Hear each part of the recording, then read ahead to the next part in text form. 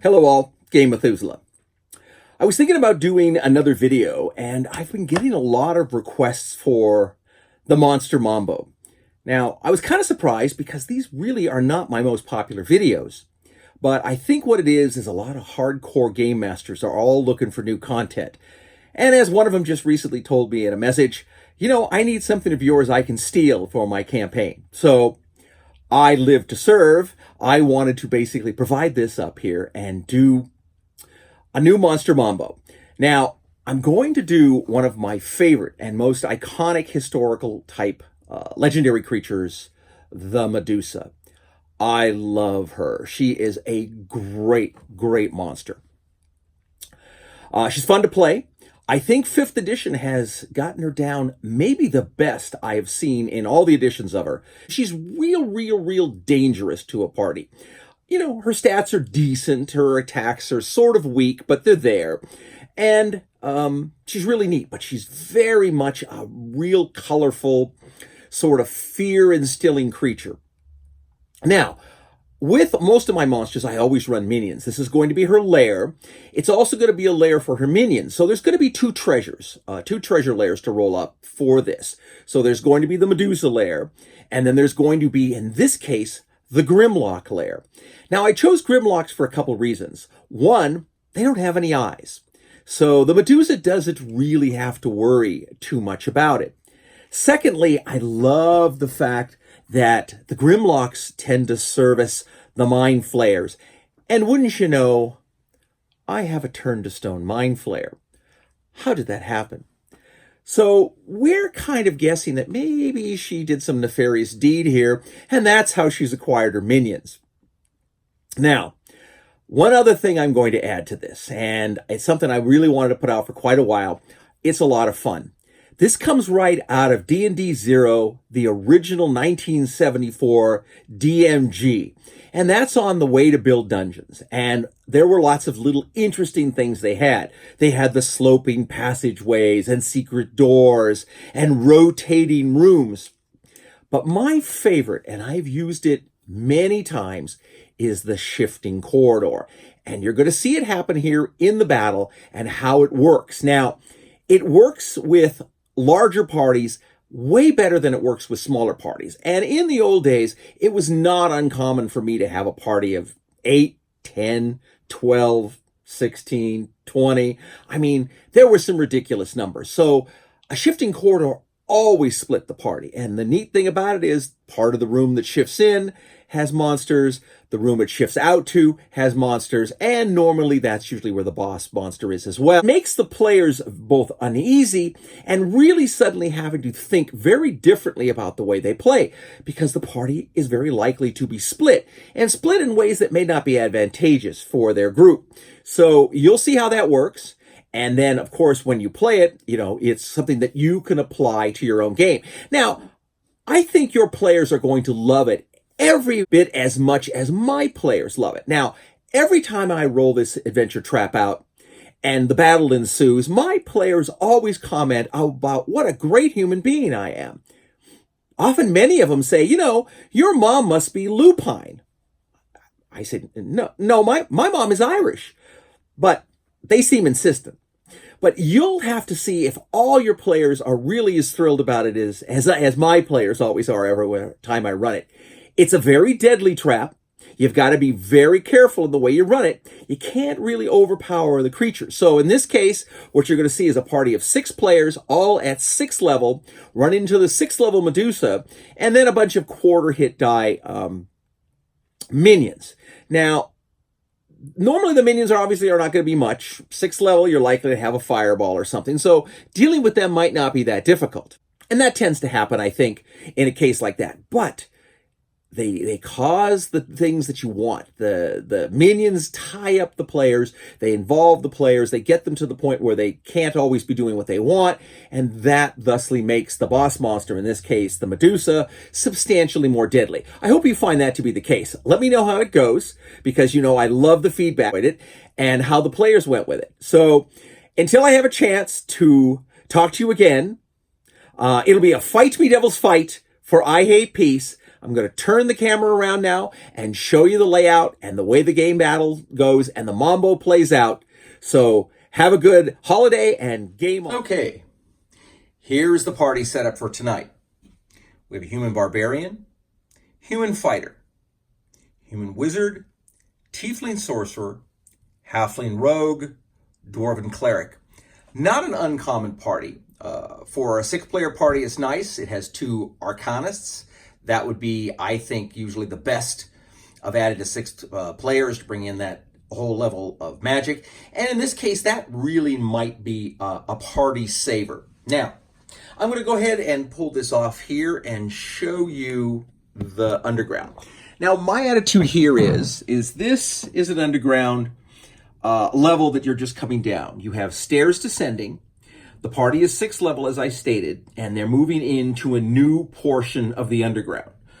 Lower and, of course, more dangerous. Now, you're only going to lay out the tiles as the players can see. So this room would get laid out as they move through this little passageway here. They would enter into this room. There's a little, they would see through this little opening here that there's a corridor going out, but they're of course not going to see this. They're just going to see a wall. They're not going to realize that there is a secret door right here, unless of course they detect it. Now, in this case, I assume that the detect is about a 20. A roll of a 20 is going to detect secret doors. So now they have a rogue and they have some people who more than likely have decent stats.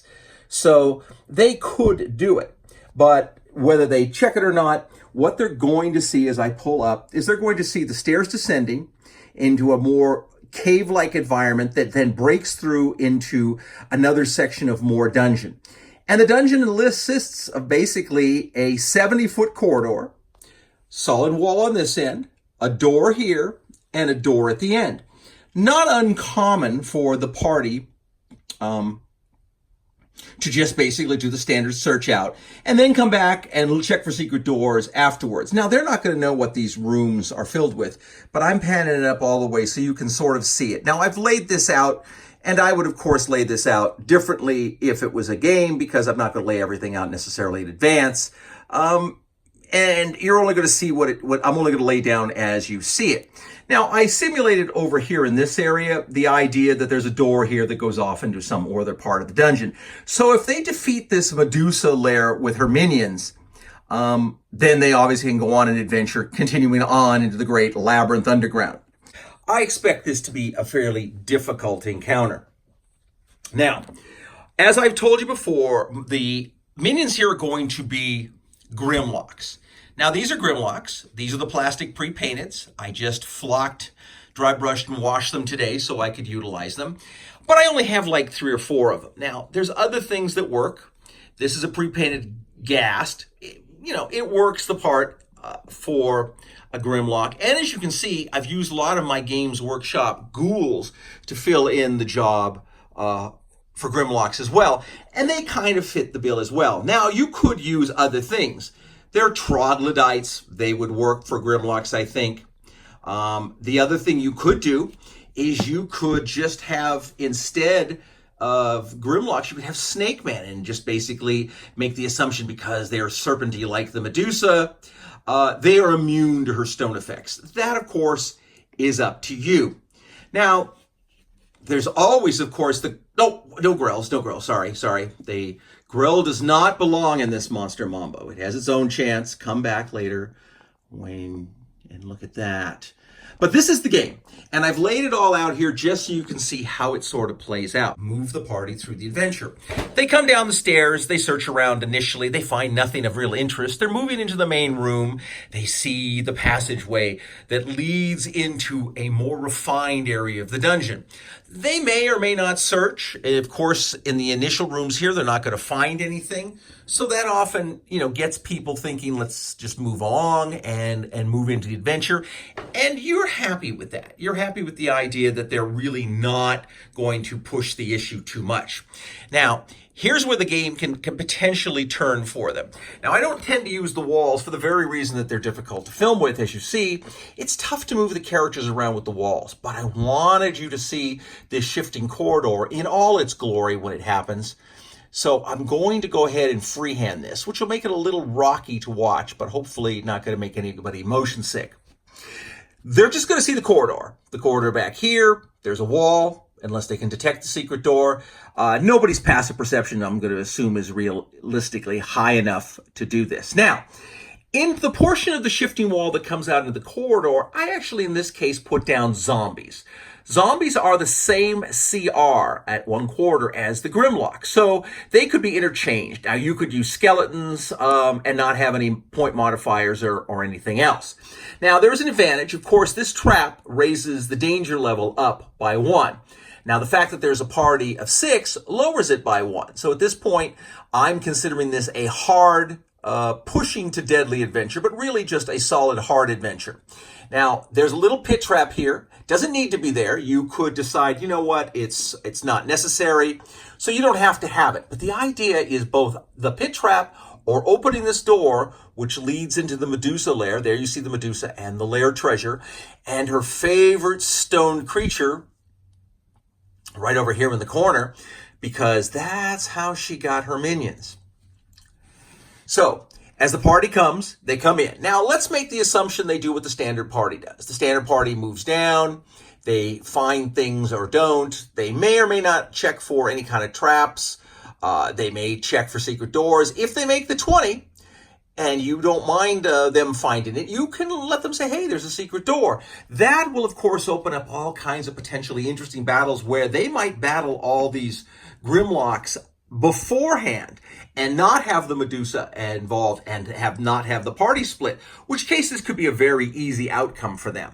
Now, the Medusa, if she hears the battle, which she's likely to, could trip the trap herself, shift herself back into the room, and go from there. But that's not necessarily going to be so, and of course, it's not going to split the party. Thusly, the zombies are not likely to get into the battle at any point where they're valuable. So, but here we come to the basic. If we go to here, and there is a pit. Now, they find the pit, and they go, ooh, I don't want to get stuck on this pit trap. So they move around with the idea that we should, if it's a pit, there must be something good here. So the two combatants are up front. The wizards, magical user types are going to be here. The rogue is going to go maybe disarm the trap so he can open the door. And then lastly, the cleric is going to do all his little clericy things, whatever he does. But let's make the assumption that this is how the party is. At this point, the rogue says, all right, I've disarmed the trap. The door appears not to be locked. Let's open it. So the little halfling goes, aha, creak, and the door opens. Now, he stopped the trap from moving the secret door, the secret shifting corridor, but there's nothing you can do about the door opening. You roll for random encounters, and you go from there. Now, normally I pick a spot in the random encounter for when the room shifts. Normally it's very high. So the characters on it, if they can make some sort of a saving throw versus any kind of awareness skill you want to give them, even survival, you can give them an option of maybe jumping or moving one space, because you could tell them you feel this grinding sensation or a magical flash and the floor beneath you seems to be moving. And this is what is going to happen. This is where you see the room. What happens at this point is the corridor shifts. Now, the magical shifting means that it's going to shift 30 feet in this direction. So we go 10, 20, 30 feet, which of course shifts the room itself 30 feet now. So what you have at this point is the room that the Medusa is in is back at this place. The door is here, but what has happened is this is also shifted too. So now suddenly with the open door here, this portion of the corridor shifts into this room. And the characters that are on the shifting part are stuck with it. Let's assume nobody attempted to make the jump, so they were all happy to see what happens. And this is what's going to happen when it's done. Is the main portion of the 4 players are going to be here with the Medusa. And now, well, all these Grimlocks who are here waiting for this to happen. The rest of this corridor out here, which has the zombies in it, is now going to shift into the hallway. So, better to do this without the miniatures on it, as you can see. But what you have now is it's shifted here. And then this section shifts down, one of our little statues. Now, the other advantage to having undeads in this room is you actually don't even need this passageway that I put in here so that if there were living Grimlocks, they had to be able to come and go to get food, use the necessary, whatever Grimlocks do, go for a walk, watch MTV. I guess I'm dating myself with that. But you then move the balance of the shifting corridor. And this is where people are going to realize that they have been hornswoggled. They're going to say, hey, that isn't necessarily the fairest thing. Because now as we look at the battle, after the corridor is shifted, this is the situation. The zombies have shifted into the middle, leaving our two heroes here. Now, fortuitously in this case, you have a fighter and an arcanist. Hopefully they can hold their own over a handful of zombies. Now, in here is the other bulk of the party. You have a fighter and a rogue, the cleric, and the wizard. Again, a nice mix-up, and that's why I use this, so that they wouldn't look like they're going to be doomed, but they have a much tougher problem. They have all the Grimlocks here. They have the Medusa here. People are going to start making saving throws. The fight is going to ensue. Now, this party here has a problem. What are they going to do? Maybe they're able to make quick work of these zombies and realize, okay, my party has shifted away. Where could we go? Well, they might say, hey, there's a doorway over here. Let's run over this doorway and see what's there. Now, it could be empty. It really is an ancillary room for the Grimlocks. You might find a lot of Grimlock beds or something like that. You could even have an additional amount of encounters. If you roll random encounters while you're adventuring underground, it would not be impossible for there to be another handful of Grimlocks in here to fight, to come out and battle with you. Now, these Grimlocks here are going to respond to the fight here, and the major battle is going to take place in here. It's likely to be very dangerous. These people may or may not figure out, okay, well, it isn't this room. Maybe there is something else, and then at that point, they might go look for a secret door. But either way, it's very likely that these four are going to have to take the brunt of the Medusa and the full passel of Grimlocks unless the rogue is able to hear the hustling and bustling going on here, figure out the secret door, get through, and be able to come in behind. Now, that's the way the battle could go. Now, there's a lot of other things that happened. These things have been defeated by, rock to mud, pass wall, portable holes, all kinds of different things. So your party hopefully will be inventful and do a lot. But if not, it's going to be a tough battle. The Medusa's obviously just going to move to the point where she can use her stone ability and fight. And all the Grimlocks are going to get into the fight as quickly as they can to sort of tie up the adventures. Fortuitously, a 6th-level wizard, likely to have an area effect spell if she hasn't used it. You can expect that a lot of these Grimlocks are going to die a very quick and horrible death, but that's just the way it goes for minions. Again, if they defeat both of them, or let's be optimistic and say when they defeat both of them, there's going to be 2 Lair treasures in here, as I stated. Now, the other thing to do when the party shifts like this is you need to kind of enforce your light protocol. I find that most players are pretty sloppy after they've played a while on keeping track of who has light and who doesn't. I always suggest that every so often in the game, you just mention, who's carrying light, who sees in the dark. Now, over here you have a dwarf, he sees in the dark. The other 4 characters being human or a halfling, actually in this case all human, don't have dark vision. So they're going to be in a world of hurt if there is no light. Now, if let's say maybe the wizard was carrying light and the party shifted in, well, there's light here, these guys are fine, but these 2 in the dark over there are in the dark. The human barbarian's not going to be able to see. I believe the tiefling has dark vision, but I'm not 100% sure. I haven't actually looked at it in a while and don't play a tiefling. But there is the encounter. And there's where the battle starts. Now, zombies should not be too tough for these guys to defeat. Now, even if they're Grimlocks, which is the same CR, I'm guessing the 2 6th-level fighters can do a pretty good job. Actually, if they're zombies, they're actually potentially more deadly. They have a lot more hit points, and they might not go away. So either way, they take time to destroy. And the time to destroy keeps this portion of the party from being able to meet up with the other part of its party, assuming it can figure out how to get there. These guys have a lot more minions to deal with, and of course, they have the Medusa. Now, if they get turned to stone or something bad like that happens, it would not be unlikely that this could go south here very bad, very quickly. It should be a really fun battle. It normally is. Now, you can trade this up, you can shift this around, you can do whatever you want to do. But the great thing about it is it's a good Mambo.